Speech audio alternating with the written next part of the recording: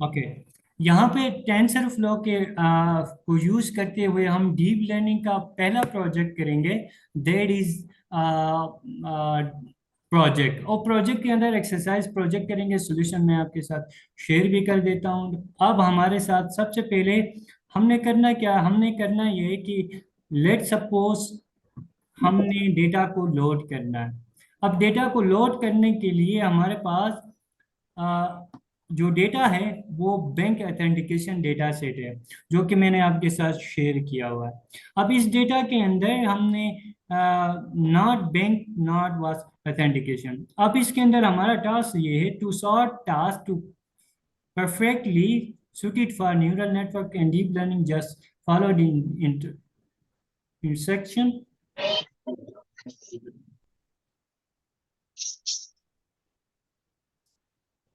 अब जो भी हमारे पास गिवन जो कोड के अंदर, जो लाइन ऑफ कोड के अंदर जो चीज़ें बताई गई हैं उनको हमने फॉलो अप करना है। यहाँ पे देखें, use pandas to read in the bank note underscore data dot CSV file. अब इस डेटा सेट को आप लोड करने की कोशिश करें। मैं कर देता हूँ इंपोर्ट, इंपोर्ट num is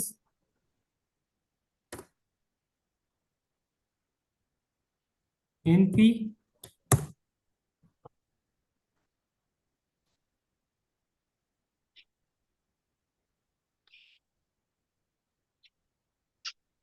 मेरी आवाज आ रही है? जी सर, आ रही है। जी सर। जी सर, अभी आ रही है। Okay,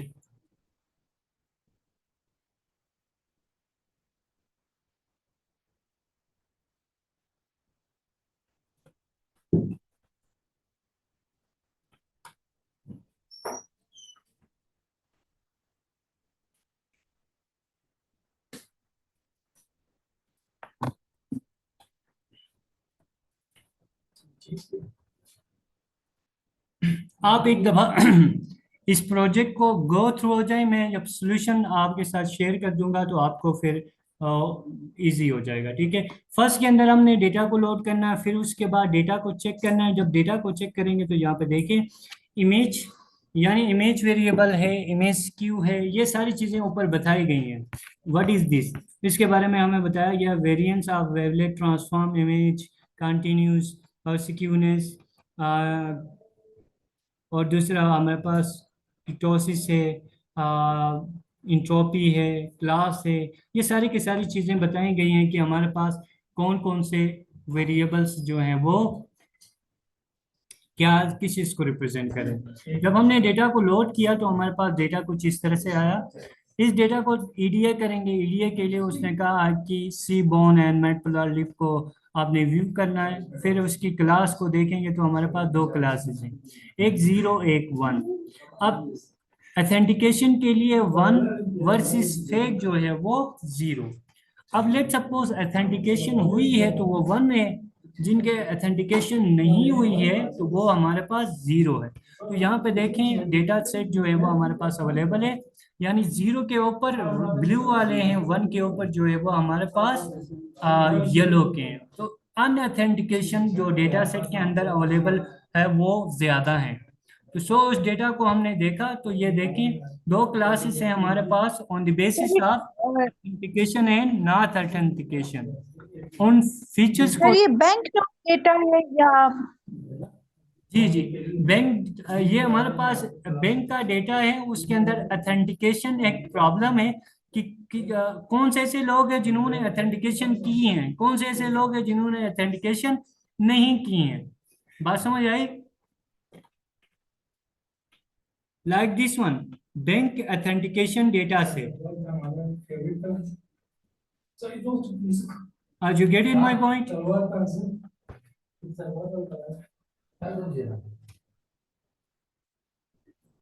Hello? I am audible? जी सर, जी जी। Okay. यस इसमें सर, you're audible. सर। हमारा ऑब्जेक्टिव ये है कि इस डेटा सेट में से हमने ये देखना है कि कौन से ऐसे लोग हैं जो ऑथेंटिकेट हुए हैं, कि यानी उन्होंने अपनी कंफर्मेशन की है, कौन से ऐसे लोग हैं जिन्होंने कंफर्मेशन नहीं की है। डेटा सेट के अंदर हमने इसी चीज को क्लासफाई करना है। अब इसको क्लासफाई करने के लिए हमारे पास जो डेटा के वेरिएबल्स हैं वो बताई गई हैं कि हमारे पास एक इंटीजर है, बाकी सारे कंटिन्यूस हैं। जो इंटीजर है वो हमारे पास क्लास है। क्लास के अंदर दो क्लासेस हैं, एक जीरो है, दूसरा वन है। जो वन है वो हमारे पास ऑथेंटिकेट है, जिन्होंने वन जीरो है वो नॉट ऑथेंटिकेट है, यानी यहाँ पे हमारे पास है ऑथेंटिकेशन। अब हमने ये क्लासिफाई करना है यूजिंग डीप लर्निंग। हमने डीप लर्निंग के थ्रू इनको क्लासिफिकेशन करना है। हमने पेयर प्लॉट बनाया, तो हमारे पास क्लासेस कुछ इस तरह से हैं, जो हर वेरिएबल के ऊपर ये आखिरी कॉलम हमें क्लास को बता रहा है, दो क्लासेस हैं, एक जीरो एक वन। बाकी उनके ऊपर वो जो डेटा के जो रिप्रेजेंटेशन है वो कुछ यूं इस तरह से है। अब हमने इसको क्लासिफाई करना है, गेट इट। अब इसको क्लासिफाई करेंगे यूजिंग डीप लर्निंग। अब डीप लर्निंग को करने के लिए सबसे पहले हम क्या करेंगे, डेटा को प्री प्रोसेस करेंगे। अब डेटा को प्री प्रोसेस करने के लिए हमने किया डेटा स्केलिंग। लाइक जहाँ पे देखें हमने किया data pre processing when deep learning neural network based system it's used to a good idea to standardize your data. This step is not actually necessary for our particular data set. It is now run through its for practice. अब इसको में हमने क्या किया, standardise किया उस data set को। Standardise करने के बाद फिर उसका स्टैंडर्डाइज फंक्शन को कॉल किया, फिर उसका फंक्शन फिट कर दिया, फिर उसके बाद ट्रांसफॉर्म किया, कन्वर्ट किया। कन्वर्ट करने के बाद देखें हमारे पास ये वाला, अब हमारे पास क्या आ गया, डेटा सेट आ गया। कन्वर्ट होने के बाद डेटा सेट ये आया। अब इस डेटा सेट को फिर हम टेस्ट ट्रेनिंग के लिए स्प्लिट कर दिया। करने के बाद अब टेंसर फ्लो के ऊपर आ गए। पहले हम क्या कर रहे थे, यहाँ पे हम कर रहे थे एसके लर्न को यूज कर रहे थे यहाँ पे, गेट इट। उससे ऊपर तो सारा तकरीबन हम पिछले क्लासेस में या पिछले जो है वो लेक्चर्स के अंदर करते आ रहे हैं। अब नया डीप लर्निंग के अंदर हम क्या कर रहे हैं, हम टेंसर फ्लो को यूज कर रहे हैं। जहां तक किसी को कोई बात,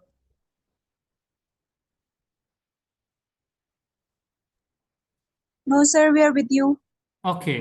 तो अब देखें ऊपर जो चीजें, अब मैं इसको इस लैब को करने का ऑब्जेक्टिव ये है कि हम ये कंपैरिजन कर सकें, जो हम मशीन लर्निंग से कर सकते हैं वो हम डीप लर्निंग से भी करें। अब डीप लर्निंग के लिए हमें टेंसर फ्लो चाहिए, जबकि डीप मशीन लर्निंग के लिए हम साइकिल लर्न चाहिए थी। अब यहाँ पे वो कोड लिखेंगे, कोड लिखने के बाद अब जो मॉडल होगा वो डीप लर्निंग से लर्न हो गया होगा। फर्दर हम इसको, अब हमारे पास आ जाएगा to check numerical feature T T F mean TensorFlow. TensorFlow की कमांड को हम यूज करेंगे। करने के बाद हम यहाँ से उसकी जो है वो क्लास 5, यानी कितनी क्लासेस थी, दो क्लासेस थी। ये देखें हैव टू क्लासेस, दो क्लासेस हमारे पास थी। इनको हमने हिडन लेयर्स के अंदर हमारे पास 10 20 और 10 के बेस पे हमने इसको, इसका स्ट्रक्चर है एक्चुअली। डीएनएन का मतलब है ऑब्जेक्ट ऑब्जेक्ट कॉल, या इसको हम न्यूरल नेटवर्क क्लासिफायर कहते हैं। ये क्लासिफायर जब हमने बनाया, बनाने के बाद जब इसका परफॉर्मेंस को हमने चेक किया मॉडल की एवोल्यूशन के ऊपर, तो आप यहाँ पे इसकी प्रोबेबिलिटी देख सकते हैं। कितनी प्रोबेबिलिटी है इसकी, 99%। उसने 99% जो है वो अच्छा प्रिडिक्ट किया। तो यू कैन इमेजिन इट। अब आप क्या करेंगे, डिफरेंट जो डेटा सेट हमने क्लासिफिकेशन के थ्रू या मशीन लर्निंग के एल्गोरिथम के थ्रू किए, इनको आप आज इस लैब के बाद इसके ऊपर आप ट्राई करके रिजल्ट को कंपेयर करेंगे। जिसका रिजल्ट सही आएगा, आप कंपैरिजन के अंदर आप कंपैरेटिव पेपर, रिसर्च पेपर आप लिख सकते हैं, राइट। यानी मशीन लर्निंग और डीप लर्निंग के थ्रू आपने किसी डेटा सेट की क्लासिफिकेशन किया, यहाँ पे हम क्लासिफिकेशन कर रहे हैं एक्चुअली, रिग्रेशन यहाँ पे हम नहीं कर रहे हैं, हम क्लासिफिकेशन कर रहे हैं, तो आप क्लासिफिकेशन के प्रॉब्लम्स को देखेंगे। फिर हम कंफ्यूजन मैट्रिक्स को ड्रा करेंगे, और यहाँ पे देखें 99% जो है वो आपके पास क्या है, ये एवरेज है, यानी 97% टोटल के ऊपर 97%, 97% इसकी क्या है हमारे पास, एक्यूरेसी है, यानी क्लासिफिकेशन के ऊपर। तो यहाँ पे देखें नेक्स्ट क्या ऊपर, यहाँ पे create random forest classifier and compare the confusion matrix and classification report to DNN model. जो अभी हमने लगाया था वो डीएनएन मॉडल था, राइट। अब इस डीएनएन मॉडल के साथ हमने रिजल्ट को कंपेयर किया, और करने के बाद लास्ट में हमारे पास डिफरेंट रिजल्ट्स आ जाएंगे। तो ये हमारे पास एक्चुअली क्या है, टेंसर फ्लो का डीप लर्निंग का जो है वो एक लेव है जो कि हमने करनी है। अब इसको लेव को मैं सोल्यूशन में इंटर कर देता हूँ, मैं सोल्यूशन को अपलोड कर देता हूँ, और फिर हम इसको कर देते हैं।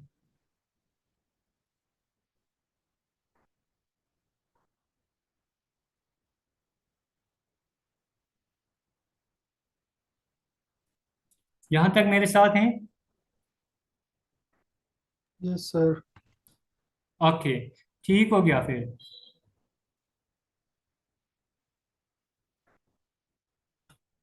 बल्कि मैं सोल्यूशन आपके साथ शेयर कर देता हूँ, आप डेटा के साथ वो कर दें। यहाँ पे मेरे ख्याल में नहीं हो रहा, तो आपको अगर कोई मसला हो रहा है, सोल्यूशन अगर आपसे रन नहीं हो रहा है, तो फिर मुझे बता दीजिए, रन करके अपने रिजल्ट, सोल्यूशन के रिजल्ट मुझे भेज दें। ये हमारे पास सोल्यूशन है, यानी उस प्रोजेक्ट की सोल्यूशन मैंने आपके साथ शेयर किए हैं, ये आप अपलोड।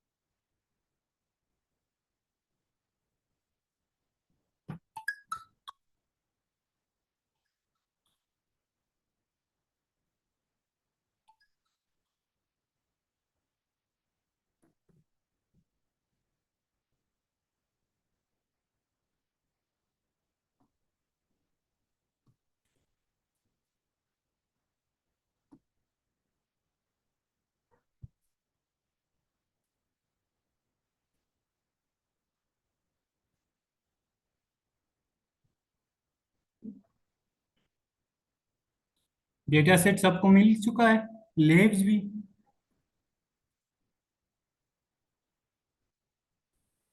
Yes, sir. शुरू किया है थोड़ा बहुत। That's fine. अब मैं, अगर मेरे साथ देखना चाह रहे हैं तो आप करें। करने के बाद सबसे पहले पांडास को हमने किया इंपोर्ट, फिर उसके बाद डेटा सेट को हमने किया लोड, जहाँ से क्योंकि हम कोलेब को यूज कर रहे हैं तो हमने डेटा को अपलोड किया, और वहाँ से पाथ को कॉपी करने के बाद इसको रन किया, फिर इस डेटा को हमने व्यू किया। तो ये देखें डेटा हमारे पास व्यू हो चुका है। अब हमारे पास ये चार वेरिएबल्स हैं जो कि कंटिन्यूस वेरिएबल्स हैं। एक क्लास है जो कि हमारे पास कैटेगोरिकल टारगेट वेरिएबल। अगर मैं इसको इस तरह से लिखूं, इसको इस तरह से कहूं, ये मेरे पास एक्सिस है, यानी x1 x2 x3 x4 है, ये मेरे पास y है, राइट। अब होने के बाद जब डेटा को हमने व्यू किया, करने के बाद अब ईडीए के लिए हमने इंपोर्ट किया सीबोर्न एसएनएस जो है वो, उसके बाद इन लाइन को हमने प्लॉट किया। अब क्लास एक्स को हमने क्लास रखा, डेटा को डेटा दे दिया, तो यहाँ पे हमारे पास जो क्लास है वो प्लॉट हो गई। प्लॉट का मतलब ये है कि हमारे पास दो क्लासेस आ गए। बाय डिफॉल्ट इसकी कलर जो है वो हमारे पास दो आ गए, 0 और 1 के ऊपर, यानी 1 जो है वो ऑथेंटिकेशन है, 0 जो है वो नॉट ऑथेंटिकेशन है बैंक के ऊपर। अब इसका पेयर प्लॉट बनाने के लिए SNS dot pair plot class के बेस पे बनाए। तो ह्यू को हमने क्लास दे दिया, क्लास के बेस पे ये क्लासिफिकेशन करे। तो सो उसने क्लासिफाई किया, करने के बाद हमें दिया पेयर प्लॉट, जो कि पेयर प्लॉट आप देख सकते हैं।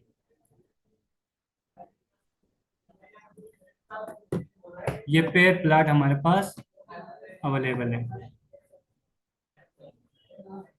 अब आते हैं डेटा प्री प्रोसेसिंग के लिए हमने क्योंकि स्टैंडर्ड स्केल लगाना है, तो यहाँ पे स्टैंडर्ड स्केल कितने स्केल्स होते हैं वो मैंने आपको बताया है लास्ट टाइम पे। मिक्स मीन स्केल है हमारे पास, स्टैंडर्ड स्केल है, यहाँ पे हमने इसको स्केलिंग किया।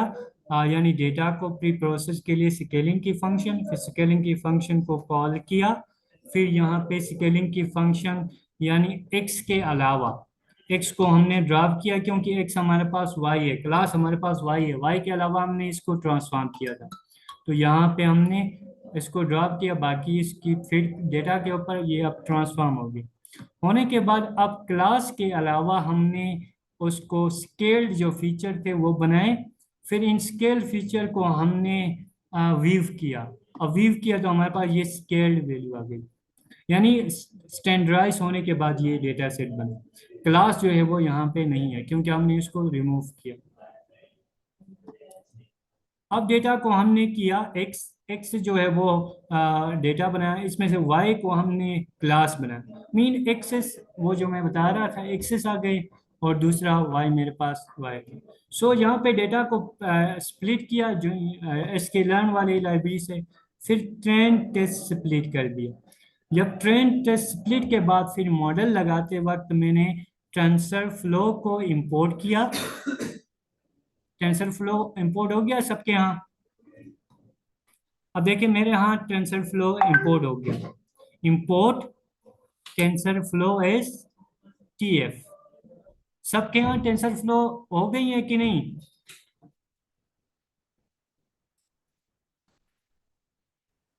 नहीं सर, आप बहुत तेज तेज जा रहे हैं। तो इट मीन्स नहीं, मुझे ऊपर जाना चाहिए। सर हो रहा है। नहीं, मैं इसलिए कह रहा हूँ ना, टेंसर फ्लो अगर इंपोर्ट नहीं हो रही है तो आपने पिप इंस्टॉल के थ्रू इसको पहले इंस्टॉल करना, राइट? अगर आपके पास नहीं हो रही है तो आप इस तरह करें, पिप इंस्टॉल टेंसर फ्लो, ये दे रहा है, इसको ना इस तरह करके पहले इसको इंस्टॉल करें, फिर जो है वो इंपोर्ट करें। नहीं, बाय डिफॉल्ट सर ये क्लासिफायर दैट्स फाइन। सर ये क्लासिफायर वाला कोड एरर दे रहा है। क्या दे रहा है?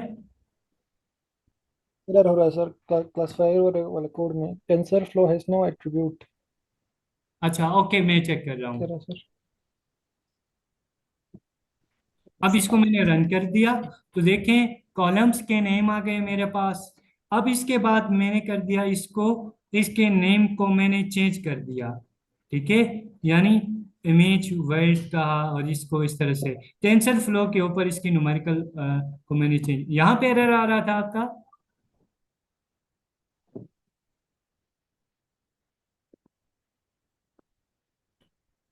जी बेटा नहीं सर, आपका। नीचे वो क्लासिफायर क्लासिफायर वाले में ओके, अब यहाँ पे जब मैं इसको कोड, कर देता हूँ, फिर यहाँ पे ये वाले कोड में सर, ये वाले कोड में ओके, फिर सर। क्या कह रहा है? Modulus TensorFlow have no attribute attributor. अच्छा, एट्रीब्यूटर का जो है वो नहीं है कह रहा है। लेट्स सी, अगर नहीं है तो हमें इसको अपडेट करना पड़ेगा, ठीक है? एक सेकंड, इधर से आप एरर को फाइंड करो, वो फाइंड कर देता है। Okay sir. जहां से फाइंड करो, क्योंकि ये एरर इस वजह से आ रहा है क्योंकि ये कोड बहुत पहले का बना हुआ है कि अगर अपडेशन आ जाए ना, टेंसर फ्लो जो पैकेजेस अपडेट हो रही होती हैं, तो प्रीवियस जो नेम्स होते हैं वो यानी खत्म होते हैं। तो सो इस वजह से ये एरर इस वजह से।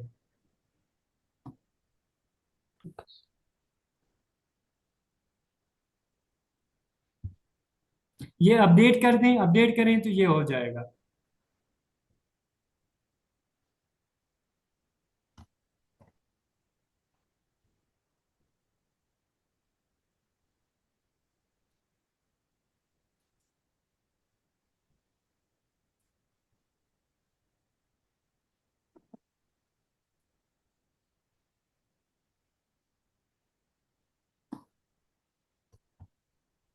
फिर भी एरर आ रहा है। फिर भी आ रहा है सर एरर।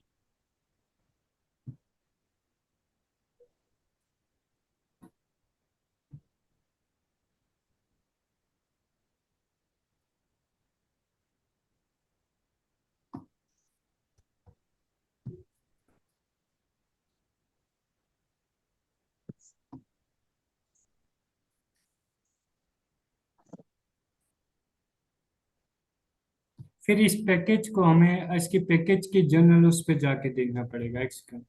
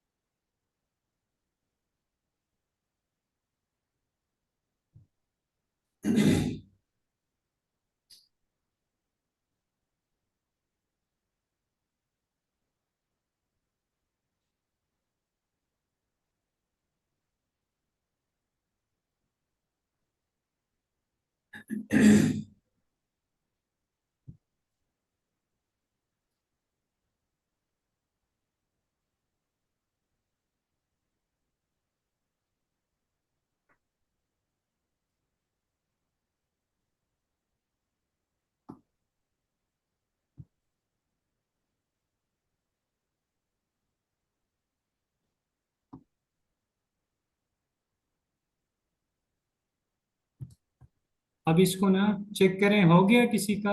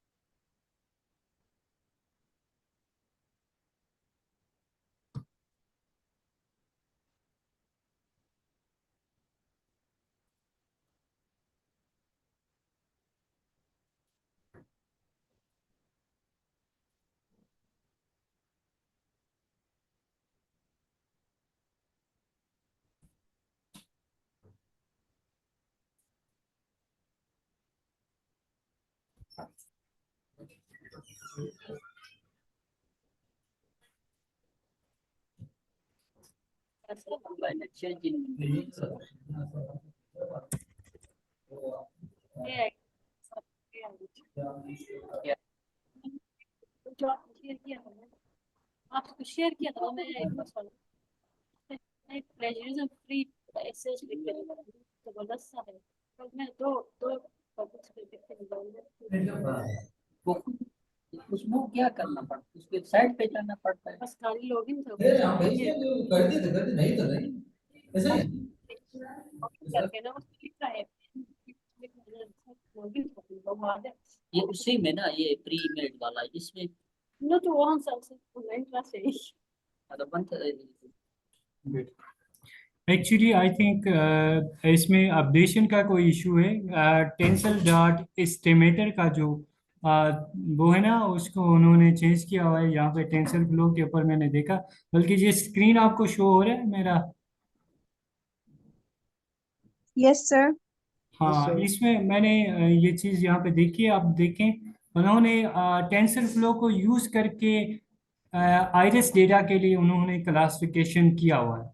ये देखें यहाँ पे आप देख सकते हैं, बल्कि मैं नीचे दिखा दूँ, दिस वन।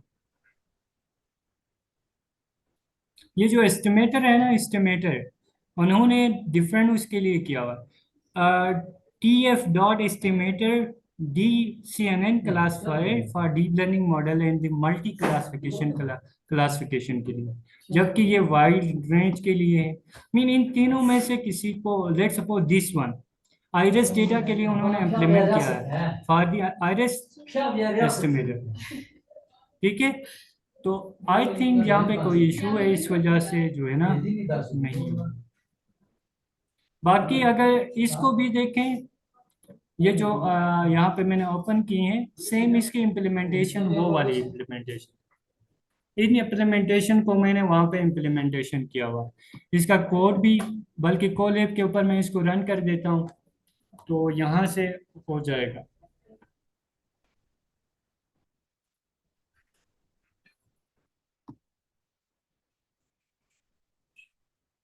ये देखें, डेटा सेट लोड हो गया, इसको वन बाय वन लोड कर देते हैं। और पहले इनको कर देते हैं आइरिस डेटा, जिस तरीके से। वहीं जो प्रीवियस हमारे पास दो क्लासेस थे कि एक ऑथेंटिकेटर और नॉट, यहाँ पे हमारे पास तीन स्पीसीज हैं आइरिस डेटा के ऊपर, इसको हम क्लासीफाई करना चाह रहे हैं। तो यहाँ पे उस डेटा को हमने लोड किया, तो यहाँ पे देखें टेस्ट ट्रेनिंग के लिए हमने डेटा को बना लिया। सो इसका ट्रेन का हेड चेक करें, तो ये डेटा आपके पास अवेलेबल हो गया है। फिर यहाँ पे इसको टेस्टिंग के लिए देखें, और एस्टिमेशन जो अभी हम कर रहे थे वहाँ पे, वो वाला यहाँ पे इन्होंने फंक्शन को डिफाइन किया हुआ। ये स्ट्रेस वाला काम है जिन्होंने किया हुआ, यानी फीचर और लेबल्स। नेक्स्ट उसके ऊपर बेचिस हैं जो टेंसर फ्लो यानी डीप लर्निंग के मॉडल्स को यूज करने के लिए, या उसकी कोडिंग जो हम कर रहे हैं, TF हम यूज करें, इनपुट फंक्शन।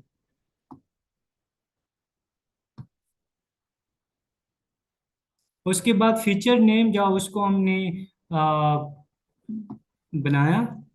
उसके बाद दिस वन, अब यहाँ पे जो क्लासिफायर हमने बनाया था दिस वन, हमारे प्रॉब्लम यहाँ पे आ रहा था ना, गेट इन माई पॉइंट।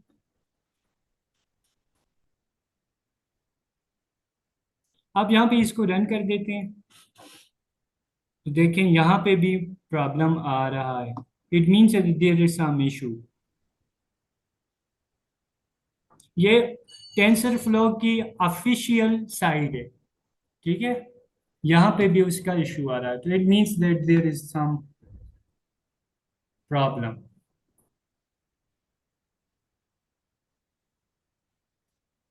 चले, जहाँ तक आपको हो गया है, लेकिन अगर इसकी सोल्यूशन मेरे पास आ जाती है, या मैं इसको सॉल्व ऑफ कर कर लेता हूँ, तो मैं आपके साथ उसका सोल्यूशन भेज दूंगा। Okay, sir. चले मैडम, मेरे ख्याल में ये लास्ट हम क्लास रखते हैं। इसके अलावा फिर हमारी दो या तीन क्लासेस फिर फ्रीलांसिंग की कर देते हैं। फिर इस जो मशीन लर्निंग का जो सेक्शन है उसको क्लोज कर देते हैं। सर इसका जो टाइमिंग है ना, आजकल एग्जाम्स की वजह से मैं भी नहीं दे, आज तो बाय चांस मैं देख लिया। क्योंकि एग्जाम्स के वो चल रहे हैं रिजल्ट्स के, अगर ये 12:30 के अलावा, क्योंकि ऑनलाइन हो रही है तो किसी भी वक्त हो सकती है, तो कोई और टाइम पे कर सकते हैं 12:30 के अलावा। अब फिजिबिलिटी आप इवनिंग में, देखें, आपको डिसाइड करें आप आपके फिर मेरे लिए तो प्रॉब्लम। इवनिंग में हो तो ठीक है, अगर इवनिंग हो तो मैंने जो कहा था लास्ट टाइम, वीकेंड पे करें, क्योंकि वीकेंड के अंदर फैकल्टी। वीकेंड ज्यादा बेटर है, वीकेंड ज्यादा बेटर है, क्योंकि हम लोग भी फ्री होते हैं मेंटली भी थोड़ा सा। और क्योंकि इस वक्त एग्जाम ड्यूटीज हैं 12:30 से, 2 बजे सेशन या 9:30 to 12 वो ड्यूटी लगती है, अपने एग्जाम्स और वो सारी चीजें, बहुत ज्यादा प्रेशर बहुत है।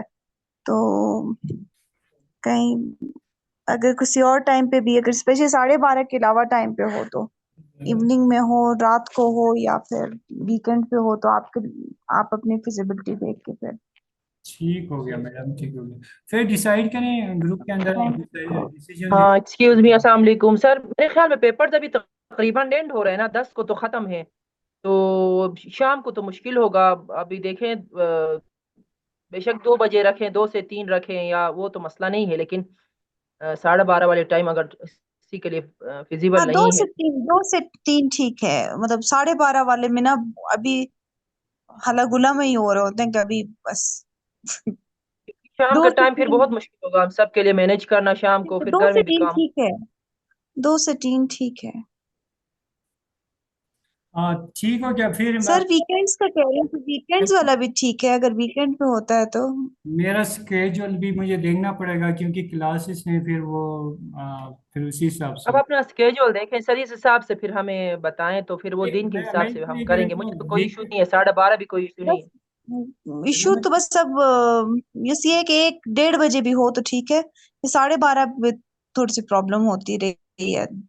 मुझे पर्सनली पता नहीं, बाकी सबको शायद नहीं हो। तो बाकी अगर कोई टाइमली पहले बता दें कि इस वक्त क्लास होगी ऑनलाइन, जैसे एक इंसान का जहन से निकल जाता है, तो फिर उस हिसाब से हम कोशिश करते हैं ऑनलाइन होने की। अच्छा वो टीचर अपना टाइम टेबल देख के हमारे साथ शेयर करें ना, वो अपनी क्लास के हिसाब से, फिर हम उसी फिर हिसाब से ऑनलाइन आएंगे। Thank you sir, thank you so चलिए वेरी ठीक हो मच, गया सो नाइस। मैडम।